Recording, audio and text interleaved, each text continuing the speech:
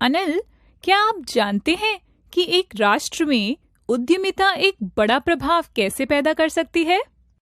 नहीं दिव्या मैडम, उद्यमिता कभी भी किसी राष्ट्र पर कोई प्रभाव कैसे डाल सकती है? चलिए, मैं बताती हूँ कैसे। सबसे पहले, उद्यमिता राष्ट्रीय और स्थानीय पैमाने दोनों पर सामान और सेवाएं बना सकती है। उद्यमिता हर जगह रोजगार पैदा करती है। इस कारण से उद्यमिता का योगदान केवल विशुद्ध मौद्रिक शब्दों में नहीं मापा जा सकता। उद्यमशीलता एक उत्पाद या सेवा को बहुत लायक बनाता है, जबकि एक ही समय में यह एक पर्याप्त ग्राहक आधार बनाता है। उद्यमशीलता के लाभ वास्तव में अर्थव्यवस्था और समाज दोनों को समृद्धि की ओर ले जाता है। उद्यमशीलता से स्थानीय अर्थव्यवस्था को भी मदद मिलती है। स्थानीय बाजार में उद्यमिता की सफलता एक जीवंत अर्थव्यवस्था बनाती है। यह स्वयं धन के साथ साथ स्थानीय आबादी के लिए रोजगार का सृजन करता है। राष्ट्र के लिए उद्यमिता सरकार के लिए राष्ट्रीय अर्थव्यवस्था के पैमाने में मदद करती है, जो कि कराधान है। उद्यमिता एक उत्पाद या सेवा बना सकती है जो अपने उपयोगकर्ताओं के जीवन में मूल्य जोड़ती है। व्यापार के आधार स्तर पर नवाचार घरेलू और विदेशी बाजार को आगे बढ़ा सकता है। यह केवल जीवंत उद्यमिता द्वारा किया जा सकता है। इसलिए ये कह सकते हैं कि उद्यमशीलता आर्थिक विकास का एक प्रमुख चालक है। कई उद्योगों और अर्थव्यवस्था को कई बार परेशानी होती है, इसलिए जोखिम उठाने वाली उद्यमशीलता से यह परेशानी से घिरे उद्योगों और अर्थव्यवस्था को फिर से जीवंत कर सकता है। यह एक प्रभावी आर्थिक और कानूनी ढांचा बनाने के लिए सरकारों को प्रेरित कर सकता है। सफल उद्यमशीलता को अक्सर कई लोगों के कौशल और श्रम की आवश्यकता होती है। जैसे जैसे एक संपन्न व्यवसाय बढ़ता है, वैसे वैसे दूसरों के लिए अवसर और एक विशेष भौगोलिक क्षेत्र में नए स्टार्टअप का संचयी प्रभाव रोजगार के लिए नए अवसर पैदा करने की दिशा में एक लंबा रास्ता तय करता है। क्या उद्यमिता सामाजिक आर्थिक पहलू को मूल्य देने में मदद कर सकती है? जरूर अनिल, मैं आपको और बताती हूँ। उद्यमशीलता से स्थानीय स्तर पर अर्थव्यवस्था की उच्च वृद्धि होती है। यह स्थानीय अर्थव्यवस्था में एक मूल्य प्रणाली बनाता है। बहुत सारी स्थानीय अर्थव्यवस्थाओं से यह मूल्य प्रणाली पूरे राष्ट्र के लिए एक मूल्य प्रणाली की परिणति में मदद करती है। अगला, उद्यमशीलता छोटे व्यवसाय के विकास में मदद करता है। इससे स्थानीय स्तर पर नौकरी के अधिक अवसर मिलते हैं। उद्यमिता की सफलता अक्सर सामाजिक उद्यमिता में परिणत होती है, क्योंकि अधिक से अधिक लोग अपना खुद का व्यवसाय स्थापित करने में रुचि रखते हैं। अब हम बातचीत और अनुनय के बारे में चर्चा करते हैं। बातचीत और अनुनय, क्या वे एक ही बात नहीं है मैम? नहीं, बातचीत और अनुनय वास्तव में दो अलग अलग कारक हैं। मैं उन दोनों को आपको समझाती हूँ। बातचीत करना एक पारस्परिक रूप से संतोषजनक समझौते पर चर्चा करने और पहुंचने की क्षमता है। उदाहरण के लिए, आप 3 अन्य कारों के साथ एक चौराहे पर पहुंचते हैं। आप कैसे तय करते हैं कि सबसे पहले कौन जाता है? चौराहे से गुजरने के लिए आप दूसरी कारों के क्रम कैसे तय करते हैं? यह वह जगह है जहां बातचीत होती है। हर कोई परस्पर बातचीत करता है कि कौन पहले जाएगा। अनुनय दूसरों को उचित कार्रवाई करने के लिए मनाने की क्षमता है। अनुनय का एक उदाहरण यह है कि जब आप अपने विचार को सही मानते हैं तो अपने लिए एक मजबूत तर्क देते हैं और आपका तर्क आपके संगठन या दूसरे सदस्यों को आपके विचार को लागू करने के लिए आश्वस्त करता है। वास्तव में बातचीत 2 प्रकार की होती है, वितरणात्मक और एकीकृत। वितरण संबंधी वार्ताओं को निश्चित पाई पर विवाद के रूप में माना जा सकता है, कुछ सीमित संसाधनों को विभाजित करने के लिए बातचीत करना, आप जीत गए, मैं हार गया और इसके विपरीत। एकीकृत वार्ता एक विवाद के रूप में माना जा सकता है, जहां पाई का विस्तार तर्क है। एकीकृत बातचीत संसाधनों का विस्तार करने में मदद करती है, ताकि हर कोई उस परिणाम से जीत जाए जो बातचीत के माध्यम से प्राप्त होता है।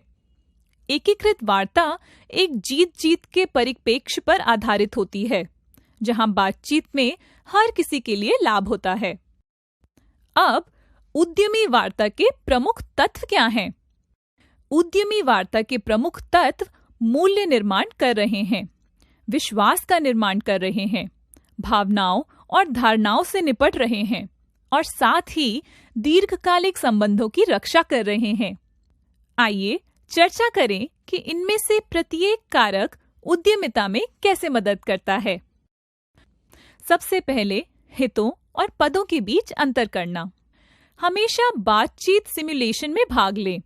यह आपकी ताकत और कमजोरियों का निदान करने में मदद करेगा। उसके बाद मूल्य बनाने में शामिल चरणों को जानें। उद्यमशीलता वार्ता के तत्वों के संबंध में एक व्यक्तिगत सिद्धांत व्यवहार का विकास करें। इससे पहले कि आप विश्वास उत्पन्न कर सकें, पहले बातचीत की दक्षता में सुधार करने के लिए व्यक्तिगत शक्तियों और कमजोरियों का निदान करें। विश्वास बनाने के लिए उद्देश्य मानकों का उपयोग करें। यह आपको उद्यमशीलता संबंधी वार्ताओं में विश्वास बनाने में मदद करेगा। जानें कि अनिश्चितता को कम करने के लिए आकस्मिक समझौतों का उपयोग कैसे किया जाता है। उद्यमी वार्ता के मनोवैज्ञानिक आयामों की समीक्षा करें। जानिए कब किस सौदे से दूर रहना है जो आपके लिए फायदेमंद नहीं हो सकता है। प्रतिस्पर्धी ऑफर के मूल्य की गणना करना सीखें, ताकि आपके हारने का मौका ना हो। फायदे के सौदे की बातचीत में जीतते समय सौदे की बातचीत की अनिवार्यता सीखें। मैडम, क्या कोई प्रक्रिया है जिससे हम सीख सकते हैं कि कैसे बातचीत करनी है? हाँ, एक प्रक्रिया है जिससे हम बातचीत की कला सीख सकते हैं। मैं आपको इस प्रक्रिया के बारे में अधिक बताती हूँ। बातचीत करने से पहले दूसरे पक्ष या अन्य पक्ष पर शोध करें और वे वास्तव में क्या चाहते हैं। उसी समय अपने BATNA को समझें, जिसका अर्थ है समझौता वार्ता के लिए सर्वश्रेष्ठ विकल्प। मतलब है यह अपने आप में एक वॉकअवे की स्थिति का, जिसके द्वारा आप बिना किसी नुकसान के बातचीत की मेज छोड़ सकते हैं। हमेशा बातचीत में सच्चे मुद्दों का आकलन करने की कोशिश करें, न कि सतही। पहले महत्वपूर्ण मुद्दों को निर्धारित करें। डेड एंड एक्सचेंजों के लिए पूर्व विचार करें और अंतिम लक्ष्य विवरण तैयार करें। वार्ता कक्ष में रहते हुए भावनात्मक, आसन, टोन और प्रमुख लक्ष्य जैसे तालमेल बनाने की कोशिश करें। फिर उनके BATNA को समझने की कोशिश करें। अन्य पार्टी की जरूरतों को पहचानें, जैसे कि क्या आवश्यक है, क्या महत्वपूर्ण और वांछनीय है। जो साझा किया गया है उसे समझने के लिए दोनों की तुलना करें। क्या स्वतंत्र है और सभी के बीच परस्पर विरोधी क्या है। मैं आपको अमेरिका के एक प्रबंधन सलाहकार पीटर ड्रकर से नवाचार के बारे में एक महत्वपूर्ण उदाहरण देती हूँ। 1985 में ड्रकर ने कहा है कि नव प्रवर्तन उद्यमिता का विशिष्ट उपकरण है, जिसका अर्थ है कि वे विभिन्न व्यवसाय या विभिन्न सेवा के लिए परिवर्तन का उचित लाभ उठाते हैं। यह एक अनुशासन के रूप में प्रस्तुत करने में सक्षम है, सीखने में सक्षम है, अभ्यास करने में सक्षम है। उद्यमियों को नवाचार के स्रोतों, परिवर्तनों और उनके लक्षणों के लिए उद्देश्यपूर्ण खोज करने की आवश्यकता होती है, जो सफल नवाचार के लिए अवसरों का संकेत देते हैं और उन्हें सफल नवाचार के सिद्धांतों को जानने और लागू करने की आवश्यकता है। कई लोग पूछते हैं कि हमें नवाचार का अभ्यास क्यों करना चाहिए। नवाचार व्यक्तिगत और सामाजिक लाभ के लिए नियमित रूप से नए या अभिनव उत्पादों या सेवाओं का उत्पादन करने की क्षमता विकसित करने में मदद करता है। अभिनव नवीन उत्पादों और सेवाओं के साथ एक स्थायी व्यवसाय बनाने में मदद करता है। नवाचार गति और चपलता प्राप्त करने में मदद करता है, जो बाजार लाभ प्राप्त करने के लिए नई अवधारणाओं, दृष्टिकोण और प्रथाओं का फायदा उठाने के लिए आवश्यक है। क्या आप मुझे कुछ विशिष्ट तरीकों के बारे में बता सकते हैं जो सफल उद्यमी अभ्यास करते हैं? जरूर अनिल, सभी उद्यमियों के लिए कुछ विशिष्ट प्रथाएं हैं। आपको इन प्रथाओं के बारे में बताती हूँ। सबसे पहले हम उद्यमी गतिविधि को बढ़ावा देने के लिए संगठनों के अंदर पारिस्थितिक तंत्र कैसे विकसित कर सकते हैं? हम अनुक्रमित गतिविधि की बजाय उद्यमिता को मुख्य धारा का विषय कैसे बना सकते हैं?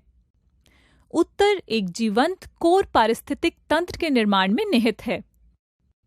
उद्यमी नेता उद्यमशीलता की गतिविधि को एक मुख्य धारा की रणनीतिक गतिविधि के रूप में बढ़ावा देने के लिए संगठनों के अंदर उद्यमी पारिस्थितिकी तंत्र विकसित करते हैं। उद्यमी नेता दूसरों को व्यक्तिगत और अलग तरीके से सोचने के लिए प्रभावित करते हैं। वे दूसरों को अत्यधिक अनिश्चितता को अपनाने के लिए प्रेरित करते हैं। संगठन अपने आप में उद्यमशील नहीं है। जैसा कि सभी संगठन लोगों द्वारा बनाए जाते हैं, संगठनों में लोग उद्यमशील हो सकते हैं। संगठन लोगों को नहीं बनाते, लोग संगठन बनाते हैं। इसका मतलब यह है कि संगठन विफल नहीं होते, लोग असफल होते हैं। संगठन विकसित होते हैं, लेकिन अंदर के लोगों की सरलता, रचनात्मकता, संसाधनशीलता, कार्रवाई और नेतृत्व के बिना नहीं। एक संगठन को सफल बनाने के लिए आपको एक जनजाति में शामिल होने की आवश्यकता है। ऐसा इसलिए क्योंकि उद्यमियों को भौतिक समुदायों में सदस्य की आवश्यकता होती है, जहां विचारों को साझा और आकार दिया जा सकता है। उद्यमी समुदायों में सदस्यता प्राप्त करने से सामाजिक पूंजी विकसित हो सकती है, जिसके परिणाम स्वरूप प्रतिष्ठा में वृद्धि, विश्वास का निर्माण, मुद्रा का विकास और नेटवर्क का लाभ उठाने की क्षमता बढ़ सकती है। हालांकि बाहरी रूप से उद्यमियों के लिए पर्याप्त जनजातियां हैं, लेकिन ज्यादातर मामलों में जरूरत सिर्फ अंदर की कमी की है। सफल उद्यमी इंटरैक्शन डिजाइन से एक शब्द उधार लेते हैं। वे तब इस शब्द को संचार तकनीक के रूप में प्रदर्शित करते हैं, जिसे प्रगतिशील प्रकटीकरण कहा जाता है। उद्यमी कई समूहों में सूचनाओं और क्रियाओं को आवश्यक लोगों के केवल एक छोटे से उप समुच्चय के साथ शुरू करते हैं और फिर अपने व्यापक नेटवर्क में फैलाते हैं।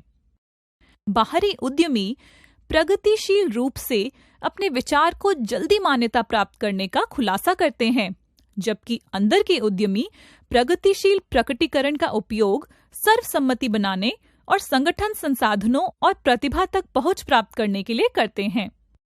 एक उद्यमी के रूप में सफल होने के लिए आपको पुनरावृत्ति और प्रयोग की आवश्यकता होगी।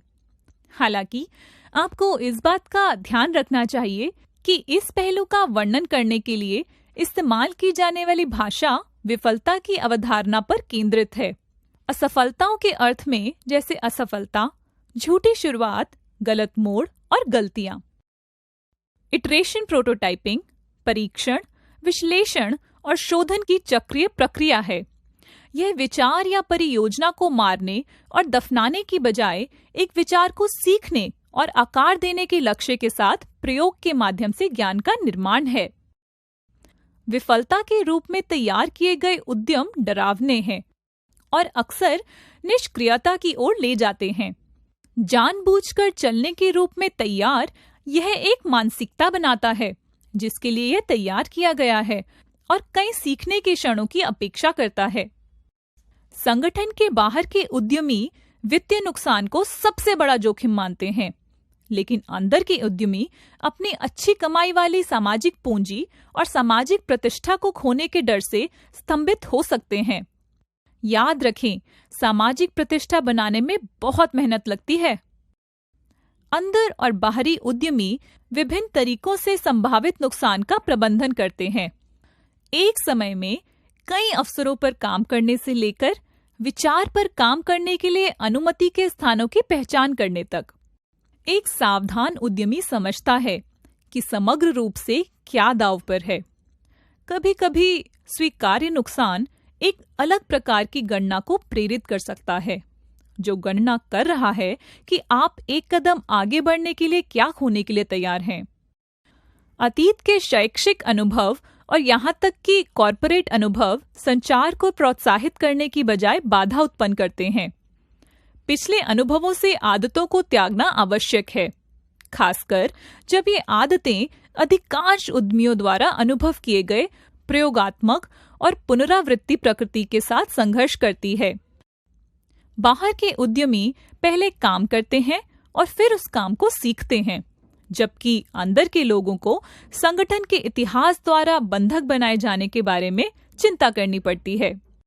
अब क्या आप समझ सकते हैं एक सफल उद्यमी होने की बुनियादी आवश्यकताएं क्या हैं, अनिल? यह वास्तव में उद्यमिता प्रथाओं का एक बहुत ही सुंदर मार्ग है जिसे आपने समझाया है। मैंने अब बहुत सी नई चीजें सीख ली हैं। धन्यवाद। आपका स्वागत है, अनिल।